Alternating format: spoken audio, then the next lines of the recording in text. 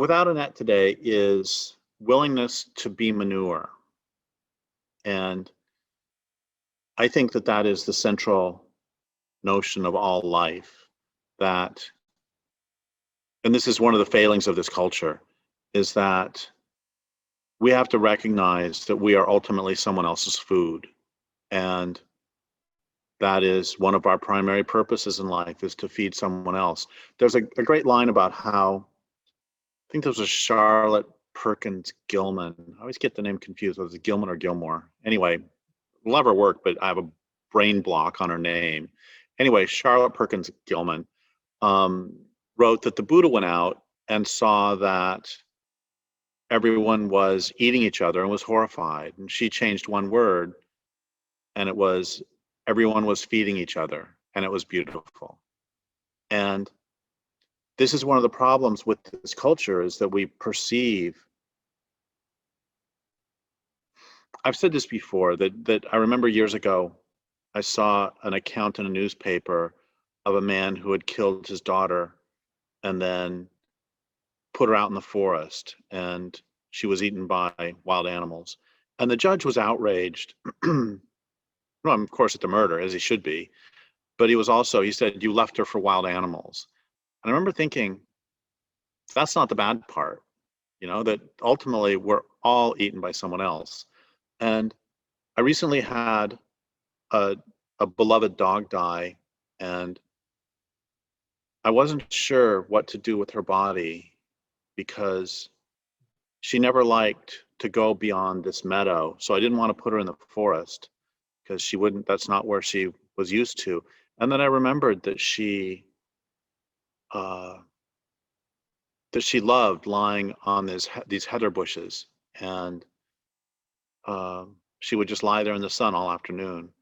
And so I put her there, and over the past 3 months, she has slowly become the heather. And I was thinking about this morning, because well, I'm going to go a couple of directions. What We Leave Behind ended up being a much different book than what I would have anticipated. And what I wanted the book to be in the first place was an examination of how of what happens, how carbon moves through a forest, what would be happening to the dog as she decomposes.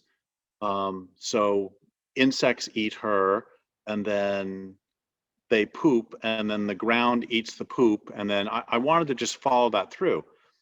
Anyway, what this comes back to with the dogs, and the reason I was thinking about this morning, is that two things. One is that as she's been decomposing, her hair is remaining. And then also, she had a brother, and the brother was completely disconsolate when she died.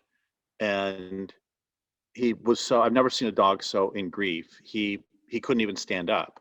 And so, like a day or two later, I looked online and found a new dog friend for him at the Humane Society. And that was this dog, who is a wonderful older gentleman. He's 9 years old, 140 pounds. You can't really see much of him. But the reason I was thinking about him this morning is because of course he's not doing it. He sheds like crazy. And so when we're standing outside, I will pull at his fur and throw it on the ground. And so I've been really wondering, who eats fur? Who eats hair? And how does hair, this is what I wish What We Leave Behind would have been about, is like, so the hair goes in the forest, and then is it bacteria? Is it ground-based bacteria, so that if the fur ends up in a tree, it doesn't get eaten? Because a lot of decomposition happens with contact to the ground. And anyway, so two things. One is, this is something I don't think we think about often enough. And two, this is one of the problems of this culture, is we don't perceive ourselves as someone else's manure, and we don't look forward to the fact, I don't want to die, but when I die, I sure hope that I get eaten by the soil.